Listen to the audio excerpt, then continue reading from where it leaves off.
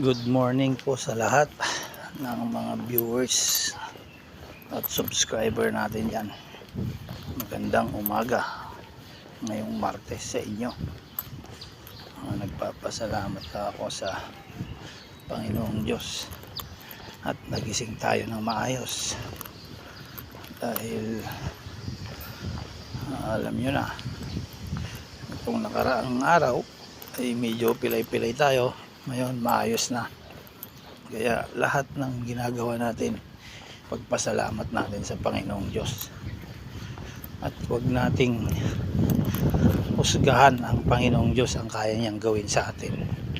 Basta't manalangin ka lang, kaya niyang ibigay ang hinihiling mo. Pero hindi porket nanalangin ka ngayon bibigay niya kagad, hindi. Siyempre mga ilang araw pa yan bago nararamdaman nyo unti-unti na lang. Yung mga hinihiling nyo ibibigay niya na, nararamdaman nyo na, nakikita nyo na yan.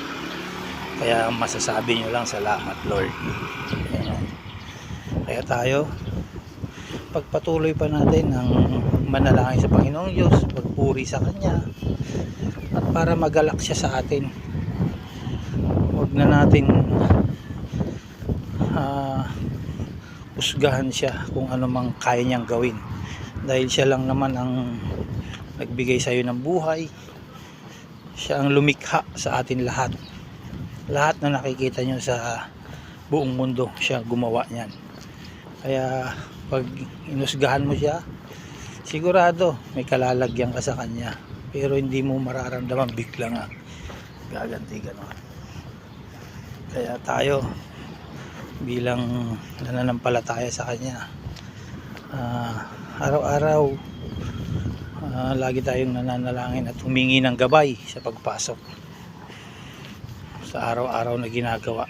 Kailangan natin humingi ng gabay sa Kanya. Kaya good morning sa inyong lahat.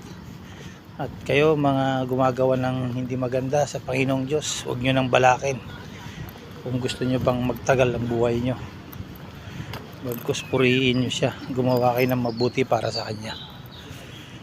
Magbalik loob na kayo sa Panginoong Diyos. Ganun lang.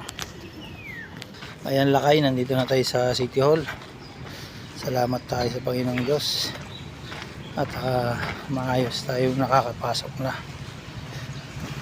Dahil malapit lang ang ano natin. Hindi tayo bumibiyay ng malayo.